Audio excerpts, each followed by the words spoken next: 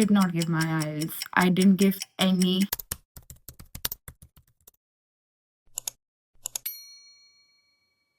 Hello everyone. So for those of you who don't know me, I'm Dipali and I do a fully funded scholarship in the UK, and my scholarship is known as the Felix Scholarship.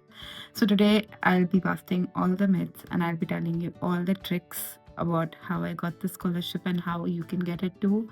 Make sure you watch the video till the end. It's gonna be a lengthy video because I literally jotted down all the questions I got on my Instagram, on my YouTube, and decided to make a video because I am also a human. It's practically impossible for me to text or like send a voice note to every person out there. So if anyone asks me these questions again, I'll just link them to this video. And still, if you have any questions, don't hesitate to DM me. I keep a diary wherein I write all the questions and I make sure that I make another video or like a part 2 with the newer questions that you have. So don't forget to comment any of your question or like DM me, and I'll make sure that I make a video within a week. So let's get started. The first question being, is it all about academics? Simple short answer, no. I wasn't the topper in my class. I was one of the brightest students, but that being said, I was not the topper. I was good in academics, but I was equally good in extracurriculars as well. So no, academics are not the only criteria. You have to show you're an all-rounder, you're good in academics, you're good in extracurriculars, you're good in leadership skills. Enough, I've seen students that haven't scored good in their college but still they're on a fully funded scholarship. It's not like if you'll have just 9 GPA then only you'll get in. You can get in even with 7 or 6 GPA, but the only main thing is you have to show the zeal that you want to come to the UK and how it will benefit you when you come back to your country. If you haven't watched my previous video on some of the norms or the rules that comes with the scholarship, I highly recommend you to watch the previous video first, because as I mentioned in the previous video, if you come on a fully funded scholarship, you have to go back to your country. You can't apply for a PSW. Second question being, what are the exams? Should I take IELTS, GMAT, GRE? What exam should I give to get a fully funded scholarship or to qualify for it? Honestly, I didn't give any exam. I didn't even give IELTS because I had like a very good score in my English exam during my 10th board. So all the non-Russell Group universities waive off your IELTS if you have a good academic score in English. So for example, I had like 95 in my English exam in my 12th, so my IELTS was waived off. And even if you get in like 80s, I think then also your IELTS get waived off. But in Russell Group universities or like top tier universities like LSE, Oxford, they might not waive off your IELTS, because when I got into LSE, they had a conditional offer that I had to give my IELTS even though I got 95. That being said, in the LSE's brochure, it was written that if you give GMAT or GRE, then your chances of getting into the school increases. But still I didn't give my GMAT, but still I got in LSE, though I didn't go to LSE because I didn't get like a fully funded scholarship there. So no, there's no set rule that you have to give an exam. That's why I say just go and apply to as many unis as you can. And then if they give you a conditional offer, you can do that condition later. I was okay to giving IELTS if I would have got a good scholarship in LSE. I was okay to give it because the unis, if once they give you an offer, they give you like a 2 to 3 months period wherein you can fulfill all the conditions. But no, IELTS is not a hindrance for you to start applying. I'll not apply right now. I'll give my IELTS first, then see where I have to apply. Please don't do that. Apply first and then give IELTS. IELTS is not a difficult test. It just needs 1 month. Even GMAT, GRE, you need like 3 months of dedicated patience and you can clear that. GMAT and GRE are not required in the UK for master's program. Yes, they are required for MBAs, but for masters, it's not a mandate. The third question being, how many unis should I apply to? Should I get a counselor? The simple answer is apply to as many universities as you can, because UK doesn't charge any application fee, unlike the US or any other country. Applying here is free. Only some unis like LSE or like Oxford charge an application fee, but there's a hack for that as well. You can literally waive off your application fee for even like LSE or Imperial by just emailing them that, hey, I'm applying to so many universities, I don't think I want to spend this much. I did that and they waived off my application fee in all the universities, so I could apply to LSE for free. I didn't apply to Imperial, but they gave me a coupon code through which I can apply for free. So one of my friend wanted to apply there, so I gave it to her, but I didn't want to apply to Imperial. Just, you need to use your brain.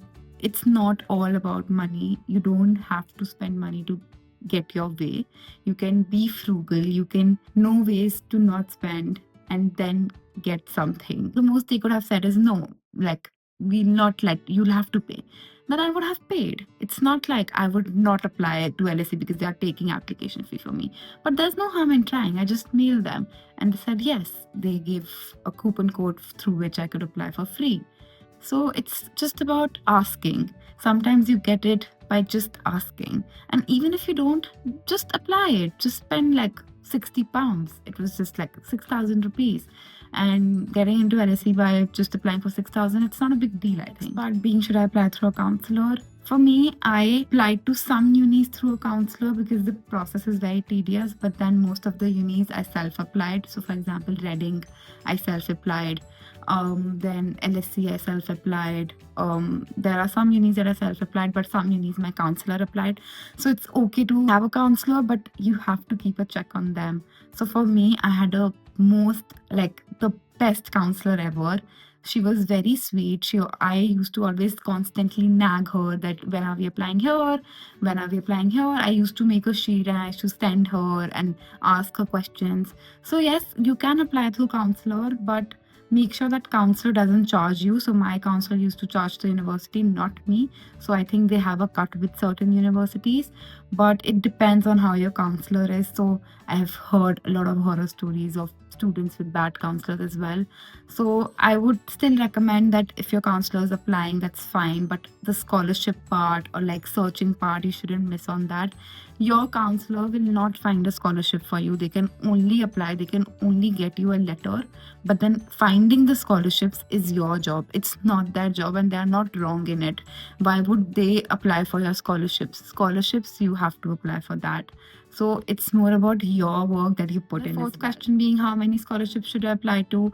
As many as you can find. I applied to 4 scholarships because you have to tailor everything. So that's what I'm saying. It's a lengthy process. Apply to as many scholarships as you can, but just don't apply to like 10%, 20% scholarships because that every uni gives.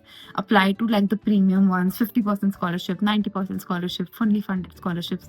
This scholarships, no one will tell you except you yourself. You will have to look through it, or if you find it through YouTube channels, I'll try to cover in my future videos all the scholarships I found and I find on the way. But then this is what you will have to find me. You will have to find my YouTube handle. You will have to find LinkedIn accounts. Don't just miss out, oh, I don't fill out the criteria, because I remember Shivning Scholarship had a criteria of 2 years work ex, but I still applied to it because that gave me a hang of how the application process is, how lengthy the questions are. I framed the questions for that scholarship that I replicated and tailored for my Felix Scholarship. Applying doesn't harm, okay? It just gives you a sense of how you write your application or helps you make the next application better. Next question, can I apply after deadlines? Simple answer, no. Deadlines are very strict. All these scholarships, all these unis take their deadlines very seriously. It's not like India, late aaya to chalega. No, that doesn't work like this. You'll have to adhere to deadlines. That's why I say keep a track of deadlines and keep a track of your deadlines. So for me, Felix Scholarships last date was 2nd Jan. I had a self-imposed deadline of like 1st Jan, like a day before. You should keep it a week before because I still think that I was too late. So have self-imposed deadlines as well and track it all in an Excel sheet. This is a very important question. A lot of master's students ask me that, do I need to write a research paper or do I need to write any paper, publish a paper before applying for a master's degree? For me, I didn't apply, I didn't publish any paper. Again, that being said, writing or publishing papers did give you an edge for your scholarship application, because in my scholarship interview, they did ask me, did I publish any paper? But I was like, no, I haven't published any paper. And to be honest, I haven't even written any paper till now. This is my first paper that I'm working on in my dissertation, but till now I haven't written any paper. Doesn't mean that I didn't read any paper. I told them all the books I've read, all the papers I have read, and all the material that I know, all the videos that I have watched, and they were really impressed by that. So yes, writing a paper did gives your application an edge, but that is not the sole criteria. They look at a overall personality and not just like academics, writing papers, or just extracurriculars. They look at a holistic personality of you as a whole. How confident you are, how your leadership skills are, how extracurriculars you do, how good you are in academics. They see you as a whole. There's nothing in isolation. Look at your whole personality. So even if you're bad at one thing, doesn't mean that you will not get selected. You can outshine by being best at the other things. Then the most asked question being, are there any scholarship for bachelors? I want to break the side news to you. For bachelors, there are the least scholarships. In Reading, personally, I haven't seen anyone being on a fully funded scholarship. There are like partial scholarships, 20%, 30%, 40% is the most I've seen. But for bachelors, I think it's pretty tricky, because if you see the hierarchy for PhDs, the most scholarship, like PhDs have the most scholarships. I've seen more fully funded PhDs than the ones that are paying out of their pocket. Then for masters, they are very less. And then for the bachelors, it's the least. So yes, you can find a fully funded one, but the probability of you getting it is very less. But that being said, you shouldn't get disheartened. You will still find something. And there are always partial scholarships. And you can always try. There are still students that get a fully funded scholarship. I've seen them in their bachelors get it. It's the same process. Don't lose hope. Number 8, how do I know my SOP is like scholarship winning or award winning? I have said it multiple times. Get your SOP vetted by literally everyone. Got my SOP vetted from like 30 plus people. Whenever I used to go to my office, I used to tell my colleagues, work colleagues, my managers to read my SOP, to tell me any changes. I used to mail my SOP to my teachers, my professors in my college, ask them to vet it. I used to send it to LinkedIn connections or the scholars, ask them to vet it. And I tailored my SOP when I sent it to a LinkedIn connection who was a Commonwealth scholar before, and he told me that I need to make some changes, and that's what I did for my Felix application that got me the scholarship. So that's what I say. There's no harm in reaching out, no harm in trying. The most you'll get is a no, right? That doesn't matter. So you should have that perseverance to like keep applying, keep sending, keep networking, keep asking people to see your SOP, and just don't rely on your counselor. You just can't be like, oh, my counselor approved of it, I'll send the SOP everywhere. You have to tailor your SOP. You have to get it reviewed by everyone you know will help you. Number 9, can a non-STEM student get a fully funded scholarship? 100% yes. I am not doing a STEM course. I am doing masters in food economics and marketing. It's not a STEM course. You can get scholarship in possibly every or any subject. One of my Felix friend does a master's in education, and she got like scholarship for that. So it's just, you can get it in any subject. Number 10, do I need to be from a poor background to get a scholarship? No, you don't have to be from a poor background. I am from a middle class family, and I'm not from a poor background. My parents earn more than enough. There are some scholarships that are for financially backward students, but this scholarship, they don't see your pay slips, they don't see any of your financial statements. It's not for like underprivileged students. It's for academically good and extracurricularly good students. So you know, if you are like Ambani's son, you can still get scholarship if you have that brains to apply for it, or if you have the zeal to apply for it. Number 11, the most stupid question I have ever got is, can I use the same SOP for all the universities? No. The same way you can't use the same resume for all the jobs, in this is the same way you can't use your same SOP for all the universities. Yes, 70 to 80% content will be same, but then you'll have to tailor for the course, for the university, because there's always a paragraph about the university in the application that you provide, that yeah, this university has this sports infrastructure that I'm very interested in, the professor that I want to go to is very good. So for me, I did a research on the professor that is doing that course, and then wrote about him and a faculty.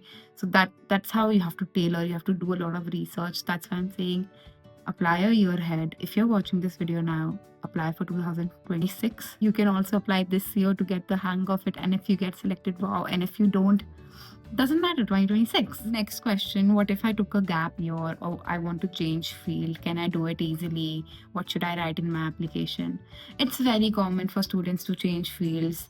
the panelists understand you are just human. It's very natural. A lot of students change their field. You just have to link it to what you want to do. It all depends on what you write in your application and how you showcase your personality. So yes, I've seen a lot of students change their fields and still get a scholarship. The next question, can I fake my personality in the SOP? You know, the panelists are very, very smart. If you think that you can lie your way through the scholarship, this doesn't happen.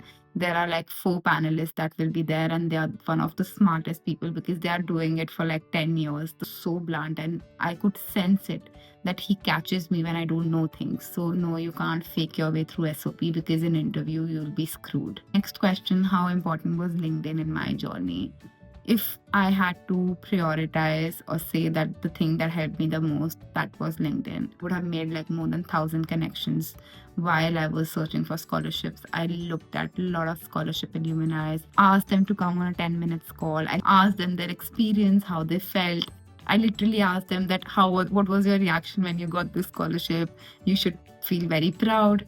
But now that I've also got the scholarship, it's just sometimes you just don't appreciate yourself enough, because a year ago me would have died to gotten a scholarship like this, and that too in my first go. So yes, LinkedIn is the most important app during your scholarship application. Next question, does reapplying for a scholarship hurt my chances of getting in? It doesn't at all. I have a friend, a Commonwealth scholar, that got in the 5th time. So she applied for 4 years straight. She didn't get in. The 5th year she got in. It just shows your resilience and your zeal to like get that thing. It shows your motivation and how dedicated you are to your goal. So no, reapplying doesn't hurt your chances of getting the scholarship. It just shows the panelists that how much you want that thing and how badly you want that thing. That's why I keep saying apply it, even though you think you don't have much time. You just took 1 month to apply, to make the application. That's fine. I also made my application in like 4 months, but I still chose to apply. And even though I had this at the back of my mind, if I don't get in, I'll apply next year and then I'll think what I have to do. So if I wouldn't have gotten the scholarship this year, I wouldn't have come to the UK. I would have applied again the next year. The next question being, do I need to pay someone to apply for my scholarships? As I said earlier, counselors will not help you. Please don't pay anyone. It's more like you have to put in the effort. You can't just pay your way around. No one will write the SOP as good as you will write. Your counselor will never write the SOP the way you will write. If you think that I'll get professionals to write my SOP, no, you'll be screwed, because I can tell my story better. You can't tell my story better. Even if I tell you that this is all I've done, you can't write my story better than myself. So please, you do you. You apply everywhere, every scholarship. Don't let your counselor take the burden of doing that. The last question being, what's the biggest mistake that I have seen students make? Being that someone that didn't get the scholarship made was not getting enough feedback. So as I said, I sent my SOP to literally everyone, asked my friends to take my mock interview, asked my friends to like reassure me, keep telling me that what I am missing, what I should do different. So always ask for opinions. Ask people to vet your CV, ask people to vet your SOP, ask people to vet your applications, because it's just, you might not figure out something that your friends or previous alumni would. So that's it for the video. I know the video has been really long, and if you have any other questions, please don't hesitate to DM me or comment, and I'll bring a part 2 of the video. Don't forget to like, share and subscribe, because it will help a lot of students come to the UK or any other country abroad on a fully funded scholarship, and we'll make reverse colonization possible. Bye bye, see you in the next one.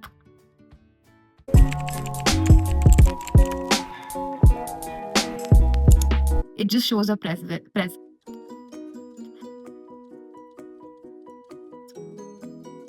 Uni should I apply to? Should I need a stop yapping? Nepali 26. Which year are we in? Yeah, we are in 2025. Yeah, apply for September 2026. So just take a look at, or just extract stop yapping and start recording. Next question. Bye, and I'll see you in the next one. Oh, Don't wait.